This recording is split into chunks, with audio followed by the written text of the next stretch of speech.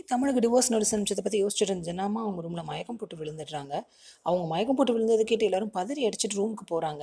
CP என்னாச்சு ஜானு, எந்திரின்னு கூப்பிடுறாரு. அவங்க எந்திரிக்கவே இல்லை. மீனா திட்டுறாங்க, எல்லாம் உன்னால தான். அத்தையோட ஹெல்த் பற்றி உனக்கு தெரியாதா? எப்படி இப்படி எல்லாம் அதிர்ச்சியாக சொன்னால் அவங்க என்ன ஆவாங்கன்னு யோசிச்சு கூட பார்க்க மாட்டியா அப்படின்னு திட்டிட்டு அழுறாங்க. முதல்ல ஹாஸ்பிட்டலுக்கு இல்லைன்னா ஆம்புலன்ஸ்க்கு ஃபோன் பண்ணு அப்படின்னு சொல்லி சிபியை திட்டுறாங்க. அவரும் அப்புறம் ஃபோன் பண்ணுறாரு. அப்புறம் ஹாஸ்பிட்டலில் அட்மிட் பண்ணுறாங்க. டாக்டர் வந்து என்னாச்சுன்னு கேட்குறாங்க. சிபி வந்து சொல்கிறாரு, இல்லை பேசிட்டு தான் இருந்தாங்க, திடீர்னு மயக்கம் போட்டாங்க டாக்டர் அப்படின்னு சொல்கிறாரு. சரி நான் போய் பார்க்குறேன் அப்படின்னு டாக்டர் உள்ளே போகிறாங்க. கொஞ்சம் நேரம் கழித்து திரும்பி வராங்க டாக்டர். சீரியஸான கண்டிஷனில் தான் இருக்காங்கன்னு டாக்டர் சொல்கிறாங்க. எல்லோரும் ஷாக் ஆகுறாங்க. சொல்கிறதுக்கே கஷ்டமாக தான் இருக்குது, ஆனால் சொல்ல வேண்டியது எங்கள் கடமை, அவங்க பிழைக்கிறதே கஷ்டம் அப்படின்னு டாக்டர் சொல்கிறாங்க. மீனா ரொம்ப அழுறாங்க.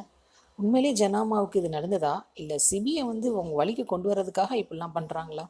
பொறுத்திருந்து பார்ப்போம். சீரியல் அப்டேட்ஸ் தெரிஞ்சுக்க எங்கள் சேனலை சப்ஸ்கிரைப் பண்ணுங்கள். மீண்டும் அடுத்த அப்டேட்டில் சந்திப்போம்.